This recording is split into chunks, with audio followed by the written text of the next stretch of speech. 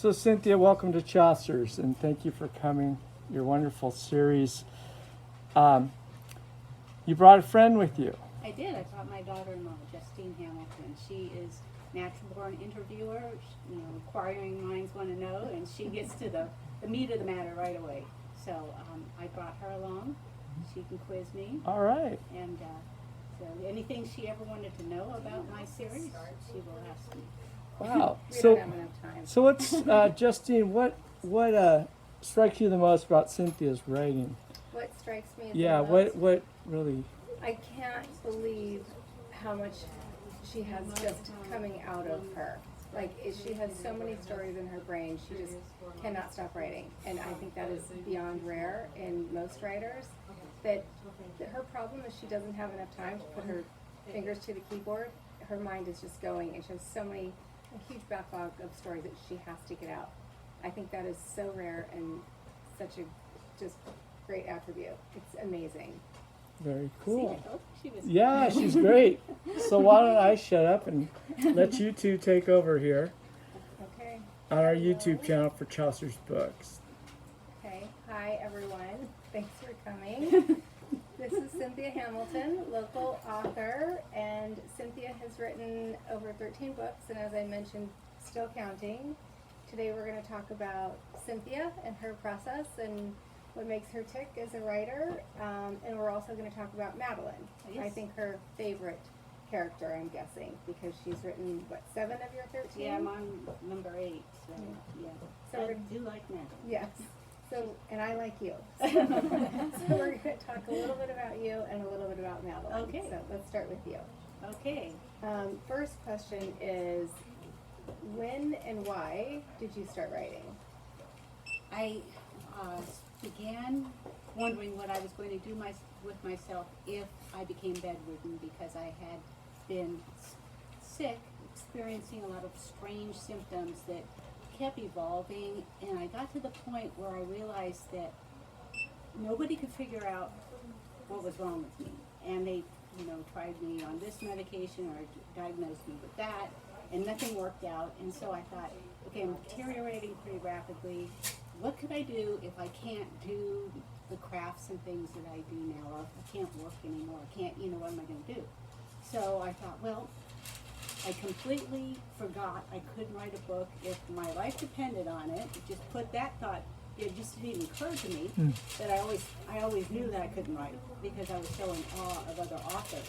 I just thought, that's something I would never even think of doing. But I forgot about that. I started writing in secret on my birthday in 2000.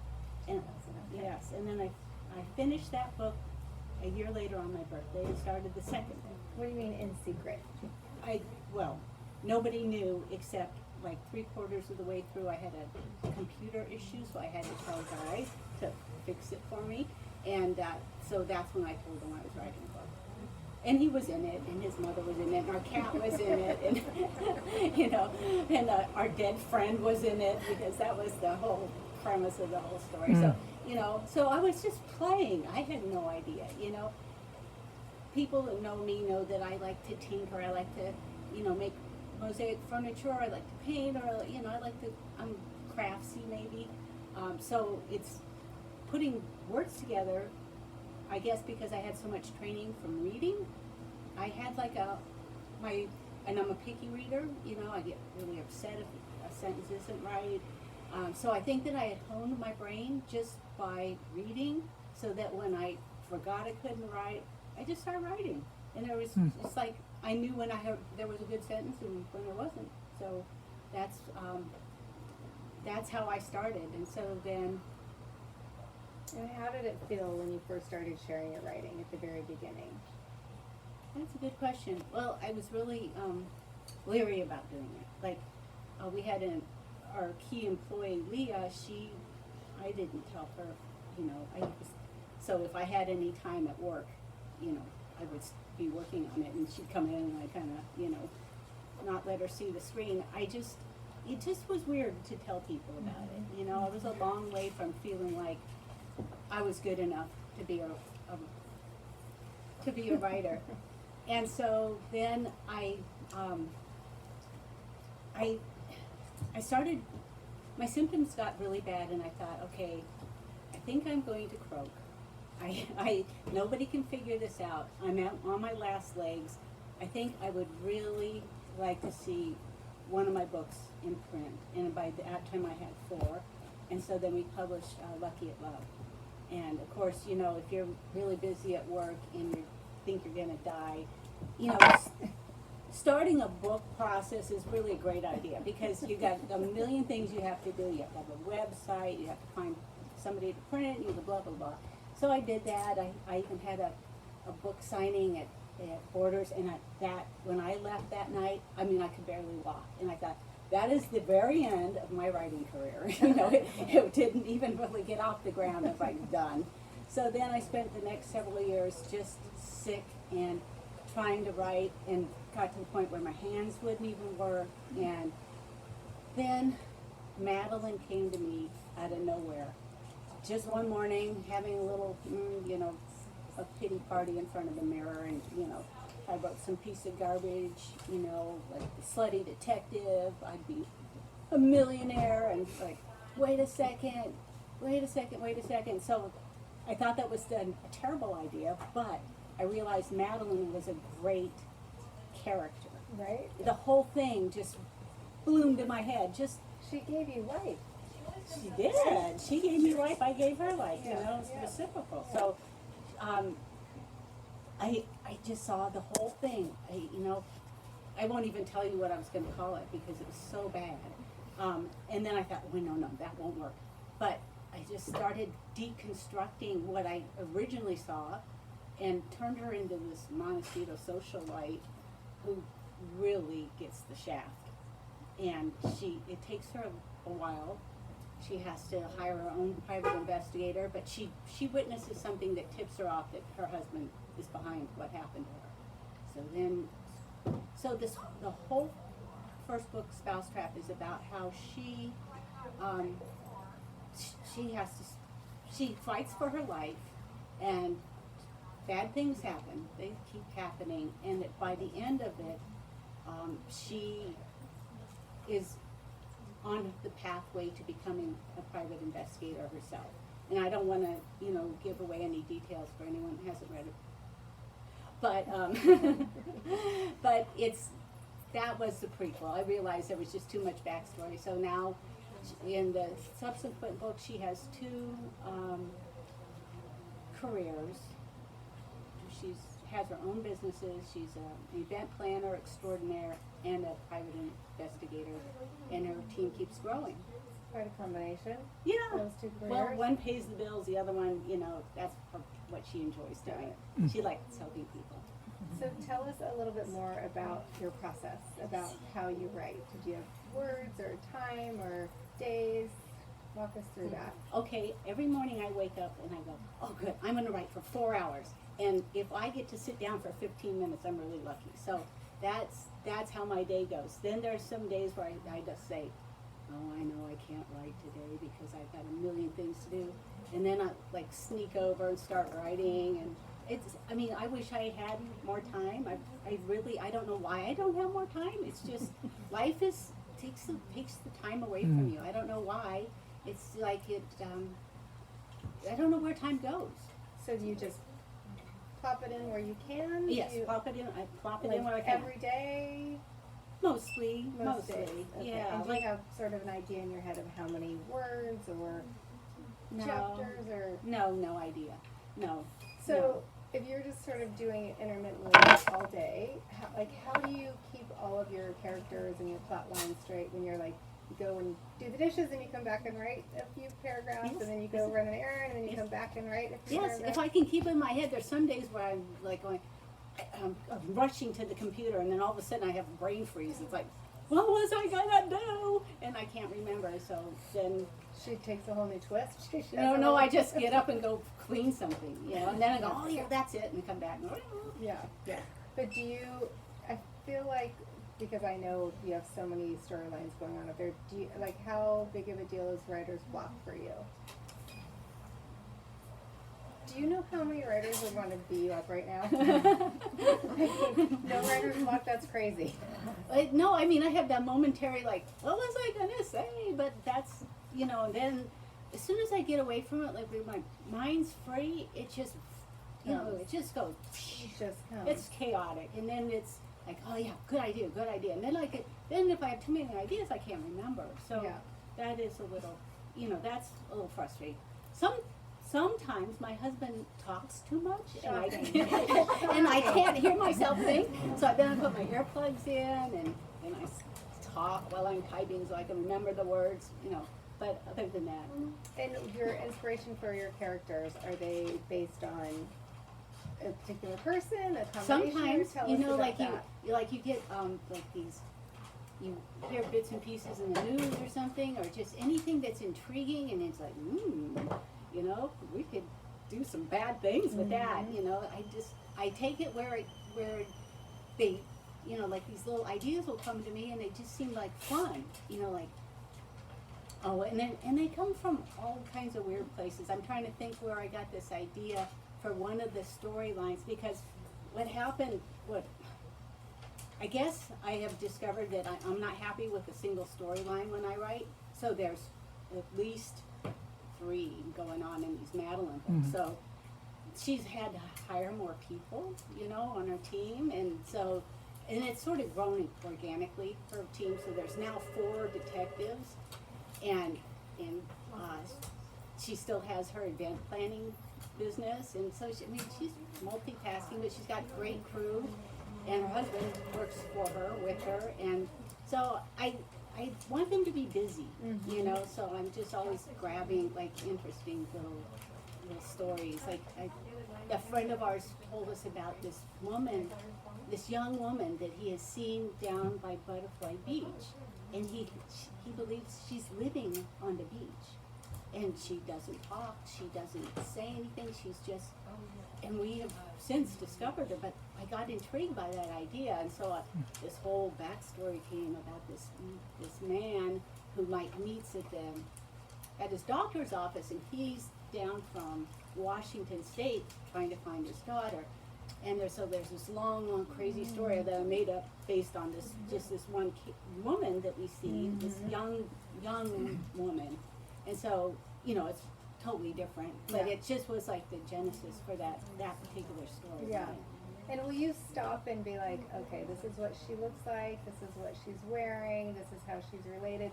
Or does it sort of come in bits and pieces to you? Bits and pieces. I don't often see their faces, you know, like I just have a rough image of what they're like. It's more like their attitude and, you know, how they comport themselves, and, you know, what kind of bad things they're up to. Yeah.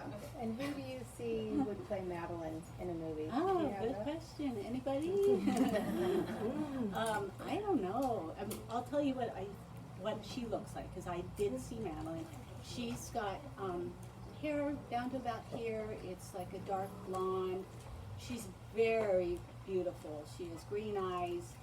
She's got a lovely figure. She's very sharp. You know, she looks like a model, you know, but she's not like that. She's got a good core, especially after what she went through. She went from, you know, world traveling, top of Montecito society, to, you know, a working woman with 2 careers that she built for herself. So she's got a lot of moxie.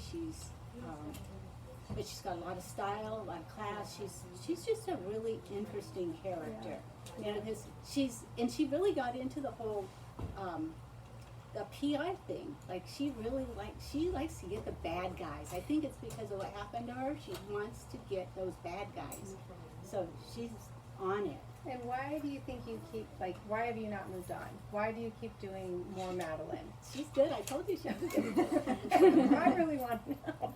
Like, because I just find her engaging. Like, if I sat down with Madeline, we look at each other and go, I don't know. Then we'll stop. But so far, and, you know, like I say, there's just things that you draw from, you know, like, just like little things will get my attention, and I'm like, oh, I wonder what that looks like. So I'm gonna chase that down. And what's your favorite thing about her? My favorite thing about her? her intelligence and her strength. Like if she's up against something really tough, she doesn't let anything stop her. Yeah. Do you ever see you in any of these books? No? She doesn't do much cleaning. She does? Okay, then no. That one's messy, no. She's not messy. She doesn't do her own cleaning. All right. That's one thing my girl doesn't do. And she runs around in high heels all the time. Wow. So, yeah. And it's something I don't do anymore. And then sort of back to your process, if you can't write during the day, or like if you're so busy doing all your stuff, or your husband's talking all the time, how do you feel? Are you like someone who exercises every day and they can't one day? Like, how does that sit with you? Yeah, I want to fight someone. You do? Yeah. Like this is your thing. Yeah, well, I get a little frustrated, and then I get over it. You know, it comes when it comes. Yeah. And how many more Madeline books do you see in the series? Don't know? It'll just come whenever? Yeah. I have to say I have 2 other series in my head. Series in your head. Yeah, I do. Not I just, books, series in well, your head. yeah. This is what I'm talking about, people. Don't let them lock me up. No, I do. I've had 2 really interesting characters show up. One is this guy down in New Orleans, and I don't know why, but I'm so drawn to this story. And his wife she's French Canadian, and she's in a coma, and she's never going to come out of the coma. There's some great characters. I haven't allowed myself to spend any time thinking about it because I came up with a really good name for something or another, but it's not coming to me right now. But I'm pulled toward it because I know there's so much to do with that. Mm-hmm. You know, the characters in New Orleans, especially uptown, you know, and then you got all the people in the corner, and so there's all that fun stuff to deal with. So there's that one. And then I just had a weird thing coming to me the other day where it's not fully developed in my head, but I don't know if anybody remembers, there was this guy who, down in Los Angeles, he was, you know, whatever you call a train driver, and he was, it might have been like just a commuter train or something, but he was texting and killed 11 people. And so, I don't know, it came to me the other day when we were walking, it's like, I just saw him now. How do you get past that and still be alive? You know, how can you not kill yourself after that kind of guilt and sorrow? So what came to me was he spends his whole life now helping where he can. Like he's going to be like this guy, if I ever write it, this guy who just senses when someone is having a real serious struggle and can go in and somehow, you know, I haven't given it a lot of thought, but I see this guy and I felt it, and I would be told first person. Yeah, oh, interesting. Yeah. And do you, like, when you start to see these characters or think about them, is it something where you can't let it go? Like this guy, for example, or the story that you read. Like it just keeps coming, you're like, oh, like, I have to do something about this. They know they have to wait. Like, Did you tell them? Yeah, it's like, I'm backed up already, so you just take a seat. Yeah, but I mean, I do have that urge, you know, it'd be fun to just leap into those books, but you can only do so much. It takes a while to write a book, you know, it takes a while. Yeah, well, you've written 13, so you're the expert here.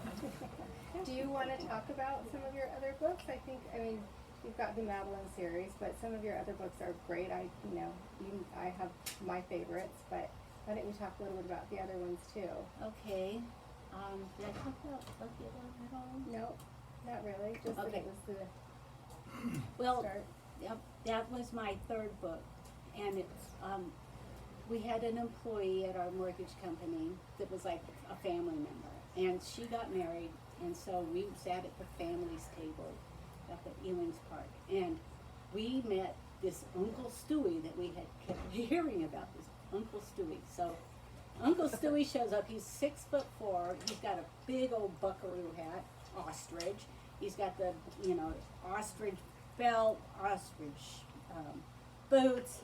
He's got this grizzly, you know, gray, red beard and crazy bozo hair. And it's just like the women were flocking to him. And he had this huge grin on his face, you know, aviator glasses. Leah comes running up and she just throws herself on him in her wedding dress. And it's like she was so happy to see her Uncle Stewie. And so then we ended up at the family table, and Uncle Stewie said to Guy, when you're done with her, I'm next in line. I'm like, oh God, I gotta figure this one out. So that one sort of it was in my head. It was like, what am I gonna do? So I ended up writing this book called Lucky at Love, and I created, I told the book story first person as Allison Wilcox or something like that. And so I was Allison Wilcox, and she was a journalist, award-winning.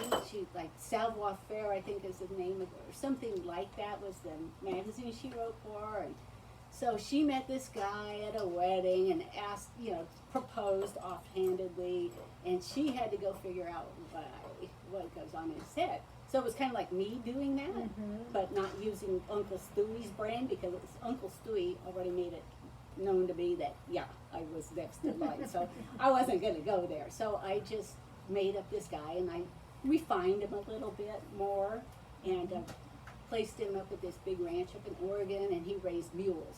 So my husband had mules at the time. He had mule magazines all over the house. So I knew all about the Hennies and the Jennies and the Jackson and Mollies and all this. And so that was probably, I love that book now that I think about it, because it was super fun to be told first person like that, and it be very engaging, and these two really bounced off each other. It couldn't have been more different, and so they were fun, and I liked that book. And that was the first one that, when I was going to quote, that's what we published. Yeah, that was a fun book. Yeah, that was the first one I read of yours. Oh, thank you. And what about the Once Upon a Lime and the Yeah. book about Ruth? Oh, yeah. Because those are sort of different genres for you. Yeah. So I forced myself to write this book that I did not want to write, but I thought, well, maybe it would help people. The title came to me, and I think that's part of it, because it was like, that's a pretty good title. Once Upon a Lime, A Tale of Two Journeys. And so when I wrote this, I just kind of like a blow by blow of my journey, you know, how it took 9 years to get the right diagnosis, you know, and how happy I was. Like, that's wrong to be happy that you find out that late stage Lyme is incurable, so you shouldn't be happy. But it's like, thank God, I know what's wrong with me now. So anyway, I was really sick when I wrote that book, really sick, and every part of my body was screaming in pain all the time. But I just felt like if I told my story, and then could pepper it with all the books and everything, and then come out on the end where I was not in as much pain, maybe that would be helpful for people. And I did, when I published that book, I did have people, you know, contact me and tell me that really had helped them, and that they, you know, thanked me for writing it, and, you know, just so, you know, that was a thing that I did not want to do. Did that one take you, like, what's your typical? I don't remember how long that took me, Do but you know, like, what's the shortest it's ever taken you to write? I don't know, I don't remember that. I was pretty far gone then. Yeah. I didn't think I had another book in me, and then Madeline showed And up. that one, you're just like, okay, I want to get this one down. Yeah, just get it out there, and then I kind of gave up. I just like, bleh. You know, I was too sick to do anything. And then Madeline showed up and was like, ooh, here we go again. So, She's like, you are not going anywhere, lady. yeah, I was like, hey, I got an idea for you. So, yeah. And then what about Finding Ruth? Finding Ruth. That's my favorite. Thank you. That's the book I felt compelled to write about my mom when going through her things after she was, after a big crisis, and we knew that she was never going to be able to live alone again. So she'd had Alzheimer's for a while, but we hadn't really been able to do anything about it except for me to care for her as as best I could, from, you know, living across town. But, I found these photographs of her that I'd never seen before, and I realized that I didn't know anything about my mom from her point of view. You know, like, there were thousands of photographs, and I just, like, wow, it just blew my mind, you know, that I was able to track her life and put it together. You know, I didn't have photographs of all the men in her life, thank God, but I just, you know, put all of it together. And Did you do it like they do in magazines, where you do it like sort of chronological, or you can keep it straight, or how did you keep all of that I think straight? you saw some of the photos. I had a few boards of the photos, like the most pertinent, so it was like a timeline, and I just was struck by this picture that I found of her where her head was thrown back and her eyes were closed, and she had this big smile, and she had this rose on her lapel, like a fake one, you know, like a cloth, silk. And she was 19 years old at the time, because there was a note on the back, 1949. And she had all the promise in the world. And to see that and know how her life went, like, you know, of course I wanted to know. I wanted to go back and look at her life and how did she get here? How did she go through all those men? I mean, that's, you know, beauty was her curse. It was she just couldn't, I don't know. She was a man magnet like you wouldn't believe. I've never known anyone like her. Yeah. And of course, unfortunately, she was susceptible to their flattery. Right. And that was a bad thing. It really did tickle her a lot. And so she craved that, you know, when they start talking like that, she'd giggle, and then she's going out, and then they're engaged to be married, and then it falls apart, and then, you know, then they do get married, then it falls apart, and, you know, she had, I don't know, I had 17 men up on that board, and some of them I did not know. So, you know, they were the ones up in Seattle in her later years, and Yeah. so. And so you said you have like 1,000 photos. So Yes. what kind of research goes into your books? Like, Well, it depends. Like for the PI stuff, I do have to go online and figure things out. You know, I so do. what will you Google? Oh yeah. How do you do a high kick? Like what do you Google? Well, I went and had karate lessons for that. Remember? Yes. Yes. But She went and had karate lessons, people, if you didn't hear that. yeah, I don't know how character. many 4 or 5 years I took karate, because in the second book I realized she needed to have some self-defense. So anyway, that was awesome. So that was, I mean, if I could train, like, you know, if I could train to be a policeman or a detective, I'd do it in a second, you know, because I would like to know all that stuff.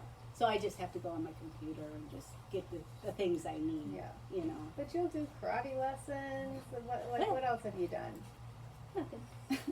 No. Well, no, I just do research, you know. I did research. I don't remember, you know, honestly. I have enough hard time just keeping the current book in my head. How much of your book, when you're writing, is devoted to sort of research and getting the story down? And you have such a logical mind. See, you're a businesswoman. You know, This if is you why would we're in one book. if you sat down to write a book, that's what you would do. I have no sense when it comes to that, and I just Okay, you jump just in. write, and then you're And like, it's like, okay. I need this, and then I go look for it. Got it. Okay. All Yeah. right. I like that. Does anyone else have any questions?